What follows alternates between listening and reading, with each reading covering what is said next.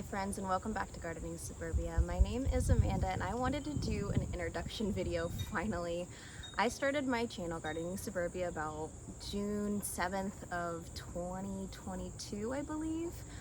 And it's just kind of been a weird ride, and I wanted to kind of put together an introduction video just kind of describing what my goals are and really what I want to do on this channel. So my channel is basically, I am in the stage in my life where I am trying to get to the next stepping stone, the next part of my journey as being a homesteader, and really what that means to me is that you're someone who is putting food back, you're striving for a more sustainable life.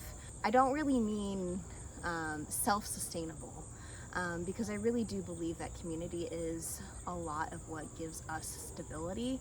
We need other people to lean on. Just as an entrepreneur, you can't wear all of the hats. You have to find that thing that you love, you enjoy, and that's the thing that you're going to focus and be strong with, while asking for a friend for help with, maybe they have cows and so you can go get that raw milk, that good unpasteurized milk from them, or perhaps finding a farmer that is a local cattle farmer that you can get fresh, organic, grass-fed beef from. So if you're not in the place in your life where you can strive to have all these things, because I know I really do want to have meat production, I want to have milk, I want to have eggs, I want all of this in my backyard, but currently I'm not in that state, I'm not in that time of my life. I am doing what I can in the place that I am. So I am growing my experience in, breaking down chickens.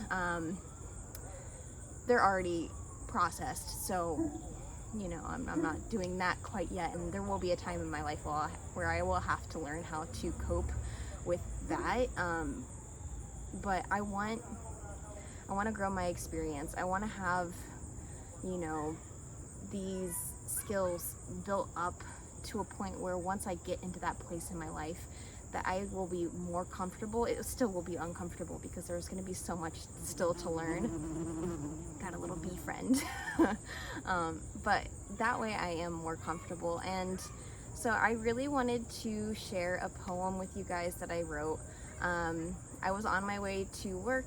I work with my sister full-time. This is something that I hope one day will make me money, YouTube content creation, but currently it makes me no money. So I'm doing this for the pure joy, and I hope that years to come this will still be out of pure joy and not just necessity.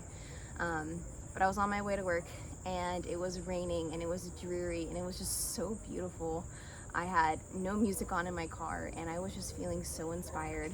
As soon as I got to my job, sorry sis, I had to write this down. This poem just came to my mind, and I needed it written down because it was just sitting there floating in my brain.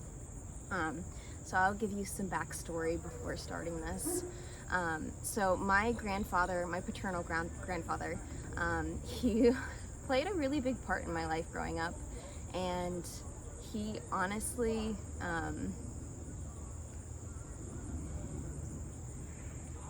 he just had a really big heart, and he very openly shared that with strangers, family, everyone, anyone.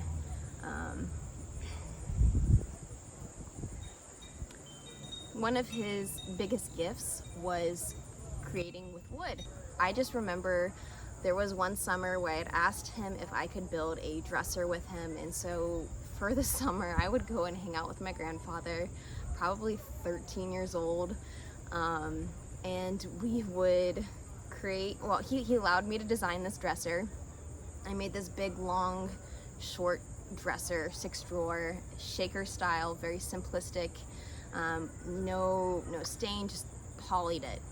And it was beautiful, and it still is beautiful, and I have it. I can't wait for the day that I get to share that with my children.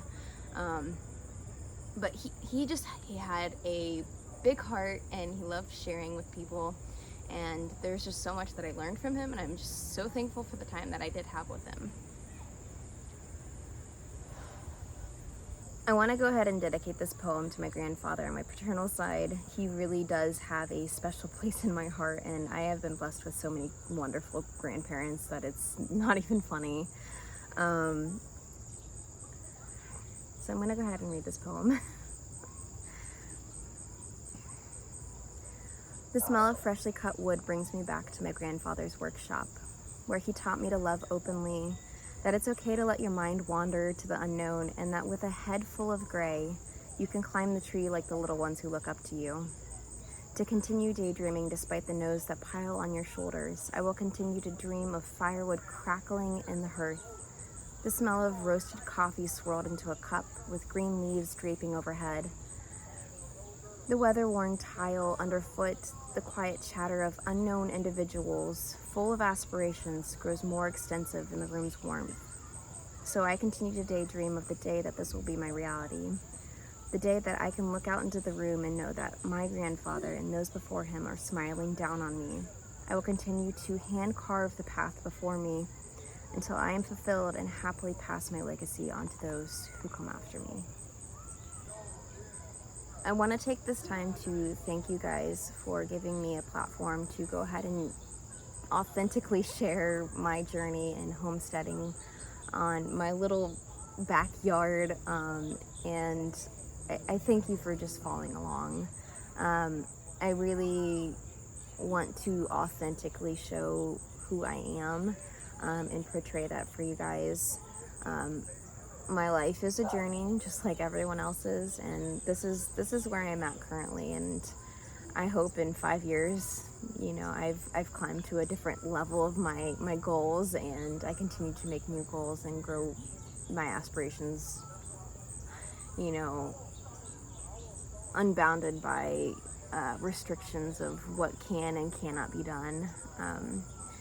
But I just want to say thank you guys for joining me on this journey that I am taking part in. And just sincerely, thank you.